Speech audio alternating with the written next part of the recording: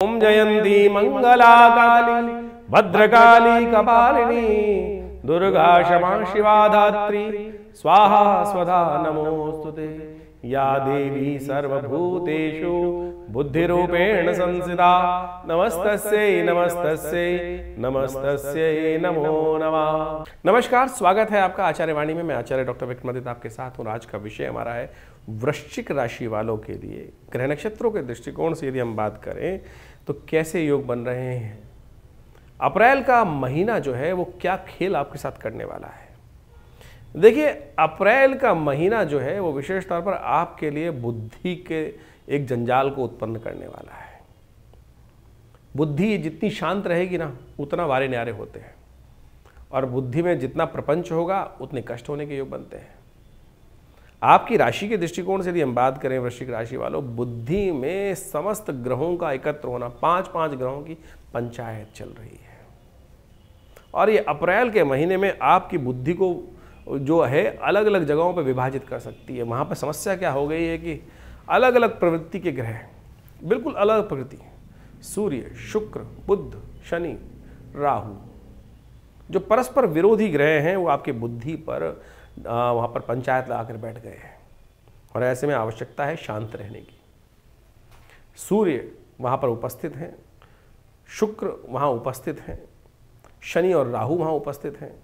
तो ऐसे में ध्यान रखने की आवश्यकता रहेगी आपकी राशि के दृष्टिकोण से कि क्या कुछ होने। शनि महाराज ने आपकी राशि में ढैया तो खत्म कर दी, लेकिन जाकर बुद्धि में विराजमान हो गए हैं। तो ऐसे में बड़ी सावधानी के साथ आपके व्यवसाय पर उनकी दृष्टि पड़ रही है।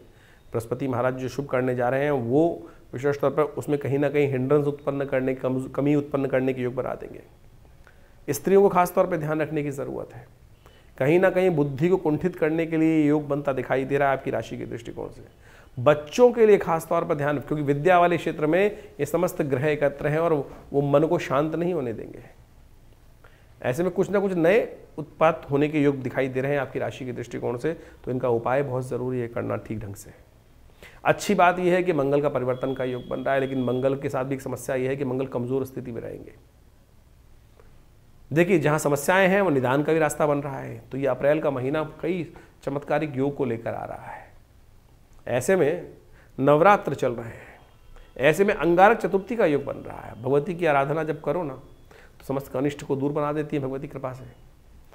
भगवती तो मातृत्व के स्वरूप है और वो समस्त भक्तों के कल्याण करने का योग बनाने वाली हैं। तो खास उपाय आपके लिए बहुत श्रेष्ठ रहेंगे। मंगल को ठीक करने के, मंगल भाग्य में जाकर बैठ रहे हैं और भाग्य में यदि मंगल ताकत दे दें, उसके लिए बन रहा है खास योग। 1 अप्रैल को ही मंगल का एक खास योग, अंगारक मंगल का जन्मदिन का योग बन रहा है। तो ऐसे मंगल को मना लीजिएगा, मंगल का खास उपाय कर लीजिएगा। सारे ग्रह आपके लिए अनुकूल होने की स्थिति बन सकती है। बात कर लेते हैं सिलसिलेवार तरीके। सबसे पहले बात करते हैं 1 अप्रैल की, मंगलवार का अवसर। जिस तिथि की बात कर रहे थे वही योग है, और मंगलवार और चतुर्थी का योग, यानी अंगारक चतुर्थी, यानी मंगल का जन्म दिवस, जिस दिन वीरभद्र की उत्पत्ति हुई भगवान शिव के अंश से, और वही मंगल कहे जाते हैं और वही उनका जन्म दिवस है। और क्यों मंगल अभी आने वाले 1.5 महीने तक चलने वाले हैं सबसे कमज़ोर स्थिति में, भाग्य में बैठकर कमज़ोर हो जाएंगे। और जिस दिन ये उपाय जो हम बताने जा रहे हैं वो कर लें तो आप बहुत अच्छा रहेगा। हनुमान जी का पाठ करें, कल्याणकारी योग बनेंगे। ग्रह नक्षत्रों के दृष्टिकोण से दिन थोड़ा हल्का दिखाई देता है। स्वास्थ्य का समस्याएं उत्पन्न कर सकता है, मन थोड़ा नेगेटिव हो सकता है, शत्रु पक्ष भारी योग बना सकता है, अननेसेसरी आपको लोग थोड़ा सा साइडलाइन कर सकते हैं। तो ऐसे में विशेष तौर पर उपाय करें, हनुमान जी की प्रार्थना करें। और देवता चित्त न धरें, हनुमत से ही सर्वसुख करें। ध्यान रखते हनुमान जी का पाठ करना आपके लिए कल्याणकारी रहेगा। और ऐसे में चौथा नवरात्र है, कुष्मांडा जी की आराधना करने का दिन है। पेठे का भोग लगाएं, कल्याण होगा। 2 तारीख बुधवार का अवसर, पंचमी तिथि विद्यमान है।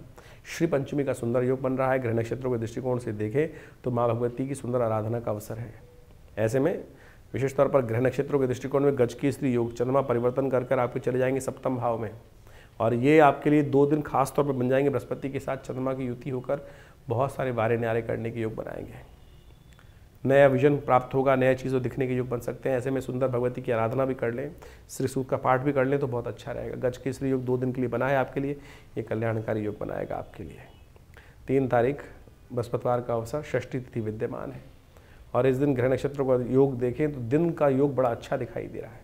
पूरा दिन पॉजिटिव मेहनत करने का दिन है, पॉजिटिव रूप में रिजल्ट लाने के योग बन सकते हैं। लेकिन परिवर्तन हो रहा है मंगल का, मंगल चले जाएंगे आपके भाग्य में कमज़ोर अवस्था में।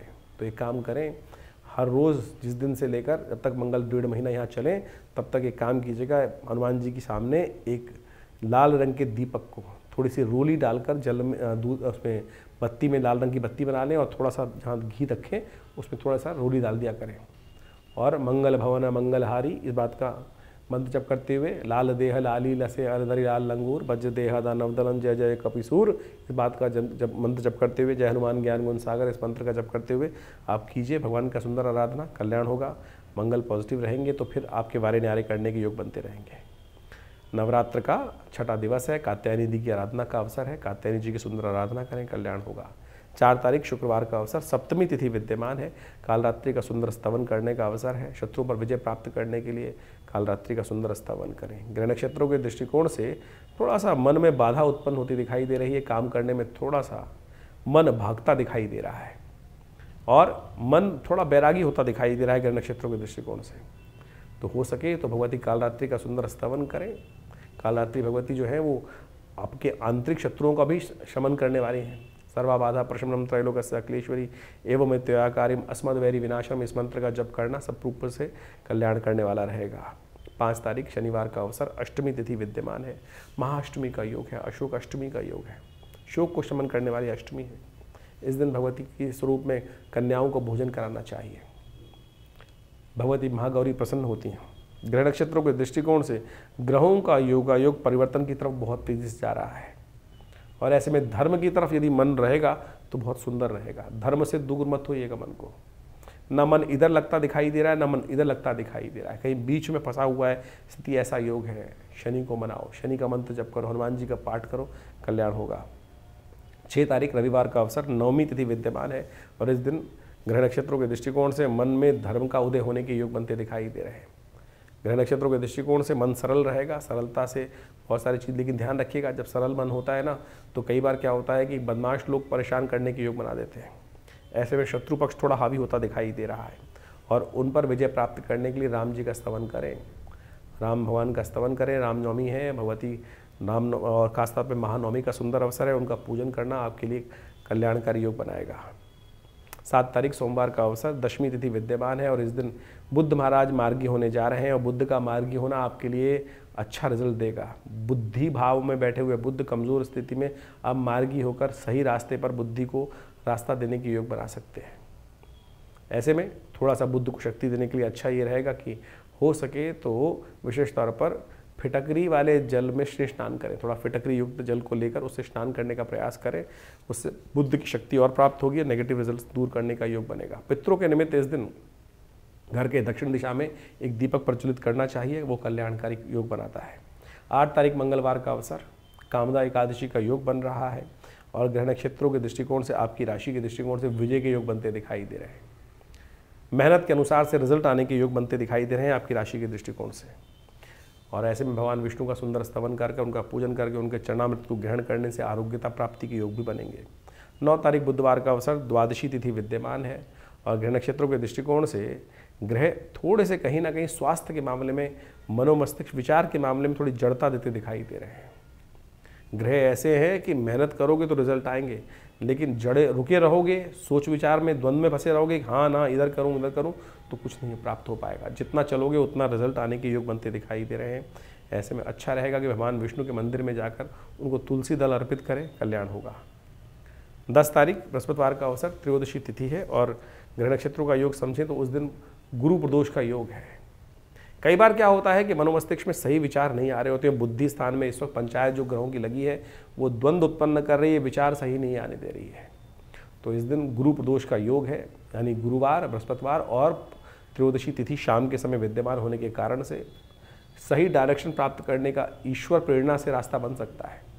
हो सके तो दूध में थोड़ा केसर डालकर भगवान का अभिषेक करने का प्रयास करें, आशीर्वाद मिलेगा, सही रास्ता दिखाई देगा। तो इस प्रकार से ग्रहों का योगायोग जो आपकी राशि के अनुसार से बना वो आपने समझा। देखिए इस वक्त चैत्र का महीना चल रहा है और चैत्र का महीने में नववर्ष भी आरंभ की शुभ वेला आ चुकी है। ग्रहों का जिस प्रकार का योगायोग बना है, इस वक्त बड़ा विचित्र ग्रहों का योगायोग चल रहा है। शनि महाराज और राहु महाराज की युति जिस प्रकार से बनी हुई है, ये बड़ा विशेष योग बन रहा है। शनि और राहु को एक सदृश ही माना गया है और आपकी राशि के दृष्टिकोण से उसका जो प्रभाव है वो हमने आपको समझाने का प्रयास किया। लेकिन इसके हिसाब से आपको समझना चाहिए कि जिस प्रकार से ग्रहों का विभिन्न प्रकार का योगायोग बना, 6 ग्रही योग एक साथ बन के चुका है और अभी 2-2 ग्रहण गए हैं और पृथ्वी पर इसका प्रभाव भी देखने को मिलेगा। ये जो 45-50 दिन का समय है, इन समस्त ग्रहों योगों के बाद से बड़ा सावधानी से चलने का है। मंगल का विशेष परिवर्तन जो इन दिनों चल रहा है, जो विशेष तौर पर बड़े क्षीण अवस्था में आ गए हैं, तो इसके कारण से ग्रह नक्षत्रों के दृष्टिकोण से हमको हर चीज़ को बहुत सोच समझ के चलने का प्रयास करना चाहिए। ऐसे में विश्व में कहीं ना कहीं कोलाहल मचने के योग दिखाई देते हैं। तो ऐसे में प्राकृतिक आपदाओं के योग भी बनते हैं, क्योंकि जिस प्रकार से 2 ग्रहण एक साथ जाने के बाद 6 ग्रही योग बनने के बाद उसके बाद कम से कम 50 से 60 दिन का समय, 2 महीने तक का समय हमेशा कहा जाता है कि कुछ ना कुछ प्राकृतिक आपदाओं का योग बनाता है, कहीं ना कहीं कुछ ना कुछ अशांति का योग बनाता दिखाई देता है। वैसे संवत जो आरंभ हुआ है वो बड़ा कल्याणकारी है। सिद्धार्थ नाम का संवत हर जगह कहीं ना कहीं प्रॉस्पेरिटी की योग बनाता है, कहीं ना कहीं अच्छे योग बनाता है, अशुभता को दूर करता दिखाई दे रहा है। तो संवत तो बहुत शुभ दिखाई देता है, लेकिन जो ग्रहों का योग था वो कहीं ना कहीं कष्ट के योग बना रहा है। तो आपके जीवन में उसका प्रभाव आपने समझा।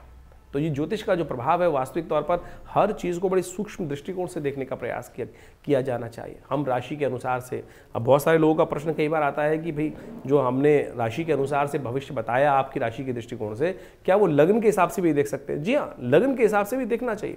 ये विषय जन्मपत्री का है कि हम ज्योतिषीगण जब जन्मपत्री को देखें तो उसमें विचार अच्छे से करें कि व्यक्ति की जन्मपत्री में जो लग्न है वो ज़्यादा प्रभावी है या लग्न जो राशि है वो प्रभावी है।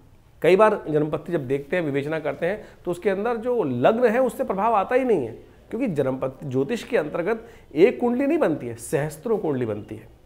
सहस्त्रों कुंडलियों के अंदर से किस कारण से कौन सा भविष्यफल देखने के लिए कौन सी चीज़ का उपयोग किया जाना चाहिए, वो एक बहुत गणित का सूक्ष्म योग के अनुसार से निर्धारित किया जाता है। उसके लिए तो पर्सनल कंसल्टेशन की आवश्यकता होती है। हम जनरली राशि को देखने के लिए सार्वभौमिक रूप से देख सकते हैं कि भाई ये राशि है और उसके अनुसार से गोचर के दृष्टिकोण से उसका प्रभाव समझ में आता है, लेकिन फिर भी बहुत सारी गणनाओं को समझने के लिए ज्योतिष को बहुत शांति के साथ अध्ययन करने की आवश्यकता है और फिर ज्योतिष का वास्तविक चमत्कार भी देखने को मिलता है। जीवन में क्या घट रहा है, कब घट रहा है, क्यों घट रहा है, किस कारण से घट रहा है। यदि कोई घटना घटी है तो उसका कोई ना कोई कारण होगा और उन चीज़ों को सही रूप से ज्योतिष विज्ञान को बहुत अच्छे समझकर जाना जा सकता है और उनमें परिवर्तन भी लाया जा सकता है। देखिए, शास्त्र के अंदर समझे कि आपका भाग्य जो बन रहा है वो कर्म के अनुसार से बन रहा है और शास्त्र कहता है अवश्य में वो भुक्तव्यम कृतम कर्म शुभाशुभम, कि हमारे जीवन में जो हमने कर्म किया है उसको भोग कर ही हम उसके कर्म को शांत कर सकते हैं, उसके प्रभाव को, फल को शांत कर सकते हैं। लेकिन उसके दुष्प्रभाव को, यदि कर्म कोई गलत कर्म हुआ है तो उसको ठीक करने के लिए शुभ कर्म कर कर हम अनिष्ट को दूर करने का योग बना सकते हैं। ये मंत्र जप, दान, पुण्य इत्यादि, इसीलिए तो शास्त्र में प्रमाणित कहा गया है कि भार कट जाता है, चाहे वो पूर्व जन्म कृत कर्म हो या इस जन्म के कृत कर्म हो। तो इसको प्रारब्ध बनता है कर्म के द्वारा ही और कर्म कर्म से ही कट सकता है, भोग के कट सकता है। तो इसलिए ये सिद्धांत समझ लें। बहुत सारे लोग कहते हैं कि जो हो गया, जो भविष्य निश्चित है, लेकिन भविष्य निश्चित है तो कर्म भी निश्चित है। जो आपका भाग्य बना है वो कर्म के अनुसार से बना है, तो आप उस दुष्कर्म को शुभ कर्म से काट सकते हैं और शुभ कर्म को दुष्कर्म से भी क्षय कर सकते हैं। तो समझे कि हमने बहुत बढ़िया शुभ कर्म करके आए, लेकिन सब कुछ बढ़िया था, बहुत बढ़िया समृद्धि के योग चल रहे थे, लेकिन कुछ अनिष्ट कर्म हुआ हाथ के द्वारा, मन के द्वारा, विचार के द्वारा, और उससे इतना बड़ा दुष्प्रभाव उत्पन्न हुआ कि हमारे पुण्य क्षय हो गए। तो वो भी तो कर्म का ही प्रभाव है। तो इसलिए शास्त्र की बात समझे और ज्योतिष के वैज्ञानिकता को समझने का हमें प्रयास करना चाहिए। जो ज्योतिष के दृष्टिकोण से हमें समझ में आ रहा है, हम वही आपको समझाने का प्रयास करते हैं। तो ये सब विज्ञान को बड़े शांति के साथ है। ज्योतिष कोई हास परिहास का विषय नहीं है। बहुत सारे लोग बड़े हास परिहास के साथ उपस्थित कर देते हैं चीज़ों को। आप समझेंगे, उसके अंदर गहरा उतरेंगे तो उसका लाभ अवश्य उठा सकते हैं। विज्ञान है, विज्ञान के द्वारा हर चीज़ को बहुत अच्छे समझा जा सकता है। और हमारे ऋषि मुनियों ने जो खोज उपस्थित करी छोटी छोटी बातों से, आज की तारीख में लोगों को बहुत सारी क्या है कि काल गणना का ज्ञान नहीं होता है। अरे एक एक ज्योतिष के अंदर जो आप एक समझें कि गति, ग्रहों की गति को समझने की आवश्यकता है। अब सूर्य के हिसाब से राशि चलती है तो वो तो 1 महीना रुकती है एक बार। सूर्य के हिसाब से यदि राशि देखें आपकी तो वो तो 1 महीने के लिए एक राशि, जिसको ज़ोडिएक साइन बोला जाता है, वो तो 1 महीने के लिए एक राशि में रहता है, यानी उस 1 महीने में पैदा होने वाले सब व्यक्ति एक राशि में आ गए। वहीं यदि चंद्र के हिसाब से राशि देखें तो चंद्र के हिसाब से करीब करीब 2 से ढाई दिन तक एक चंद्रमा एक ही राशि में रहता है, तो यानी 2-2.5 दिन में सारे लोग एक राशि में आ गए। वहीं लग्न राशि का प्रभाव देखें तो हर 2 घंटे से 1.5 घंटे से 2-2.25 घंटे के अंदर वो राशि परिवर्तित, लग्न राशि परिवर्तित जाती, तो उस 2 घंटे के अंदर जितने जन्म व्यक्ति हैं उसके बाद भी इंटरनल ग्रहों की दशा, महादशाएं और उनके अंश, उनके जो षोडश वर्ग इत्यादि कुंडलियां हैं, उन सब में तो हर क्षण परिवर्तन आ रहा है।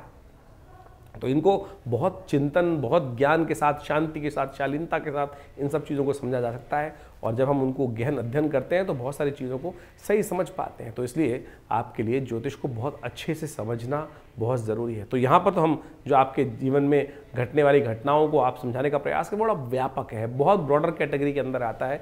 कोशिश करें अपनी जन्मपत्री को सही से अध्ययन करें और समय समय पर अध्ययन कराएं, क्योंकि ग्रहों का परिवर्तन हर क्षण होता है।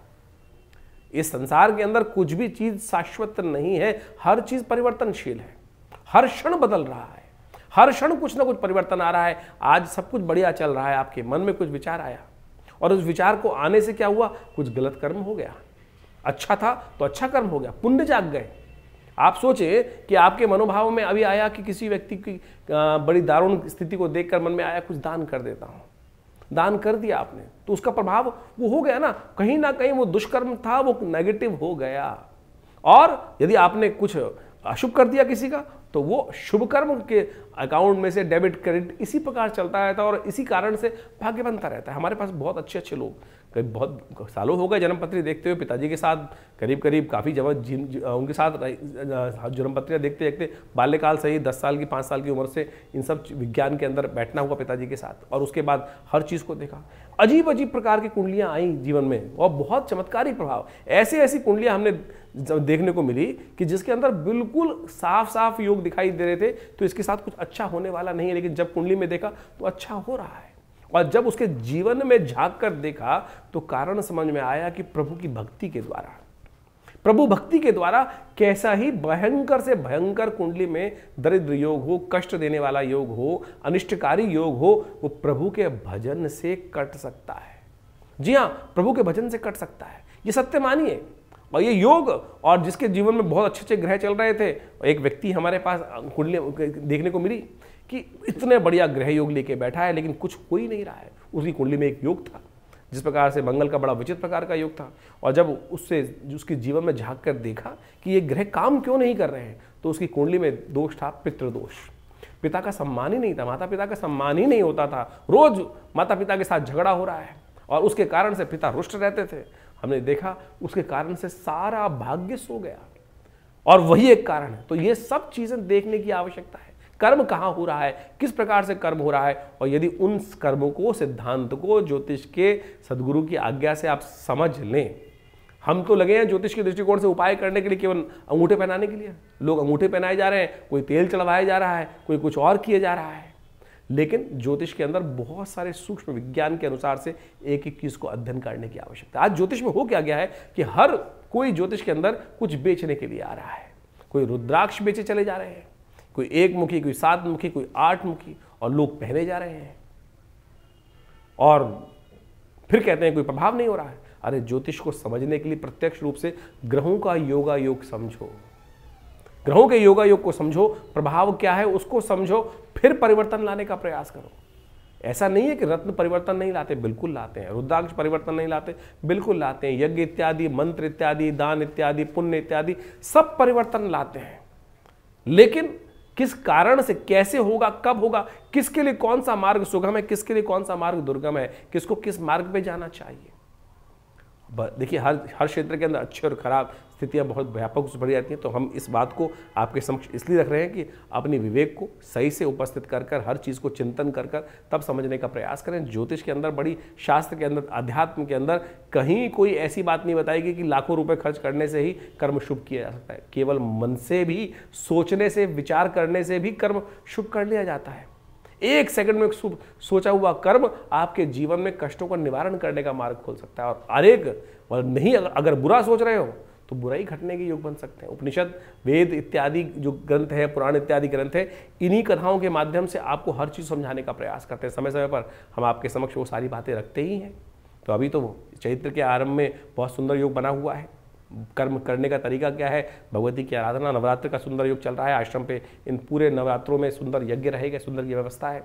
माँ भगवती दुर्गा सप्तशती के नित्य प्रति यज्ञ चल रहे हैं और वो नवरात्र के पूरे महीने चलेंगे और उसमें आप आके स्वयं बैठिए, माँ भगवती का दर्शन कीजिए।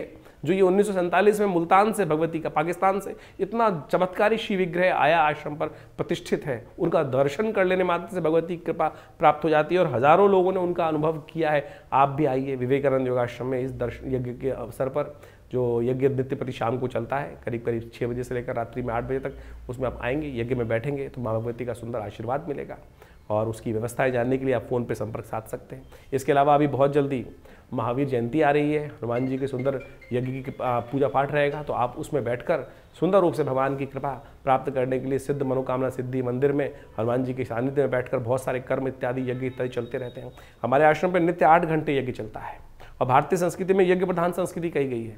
हम दान करने जाते हैं किसी को, पता नहीं वो व्यक्ति दान का अधिकारी है कि नहीं है, आपने दिया दान और उसने कुछ उल्टा सीधा कर्म कर लिया, शराब पी ली, कुछ और कर लिया, तो फिर वो दान तो व्यर्थ चला गया। क्योंकि दान देने से पहले इस बात को भी समझना चाहिए कि वो दान जिसको दे रहे हैं वो लेने का अधिकारी है भी कि नहीं। तो ऐसी बहुत सारी चीज़ें समझने की आवश्यकता है। तो यज्ञ में जो हम आहुति देवता को देते हैं तो सीधा देवता तक पहुँच रही है ना, तो उससे बढ़िया कौन सी चीज़ हो सकती है। तो इसलिए शास्त्र में कहा गया यज्ञो वै श्रेष्ठतमं कर्म। और हमारे विवेकानंद योगाश्रम दिल्ली में नित्य प्रति 8 घंटे यज्ञ पिछले करीब करीब 50-60 साल से चलता है। आप भी हर रविवार को इस यज्ञ में बैठ सकते हैं और बहुत सारी व्यवस्थाओं का लाभ ले सकते हैं। तो आप आइए विवेकानंद योगाश्रम में और जो भी अपनी निजी जानकारी है वो भी हमसे संपर्क साध कर, फ़ोन नंबर्स दिए हुए हैं उन पर संपर्क साध कर आप उसका निवारण जान सकते हैं। व्हाट्सएप के माध्यम से अवश्य भेजें अपने प्रश्नों को, हम देंगे उन सब प्रश्नों का निदान। इसके अलावा हमने आश्रम में व्यवस्था बनाई है कि महीने के पहले रविवार के दिन सुबह करीब करीब 8 बजे से लेकर 11 बजे तक के बीच में यज्ञ जो आश्रम में व्यवस्था होती है, जो समागम होता है, उसमें आप आके निजी रूप से अपने प्रश्नों का समाधान भी जान सकते हैं और उसकी कोई फीस नहीं रखी गई है। बहुत सारे लोग हमारे यहाँ फ़ोन करके जानना चाहते हैं, अपने प्रश्नों का समाधान जानना चाहते हैं और व्यवस्था का में नहीं आ पाते हैं, फ़ोन पे संपर्क इतनों से नहीं हो पाता है। तो हमने आश्रम में व्यवस्था रख दी है कि सुबह रविवार को, महीने के पहले रविवार को सुबह 8 बजे से लेकर करीब करीब दोपहर को 11 बजे तक ये कार्यक्रम रहेगा। भंडारे का कार्यक्रम रहेगा, यज्ञ का कार्यक्रम रहेगा और जो भी आपके प्रश्न होंगे उसमें उस समय आकर 1-2 प्रश्न जो है उनके संबंध में आप अवश्य जानकारी ले सकते हैं, निदान जान सकते हैं। इसकी सुंदर व्यवस्था आश्रम पे कर दी गई है। धन्यवाद, नमस्कार।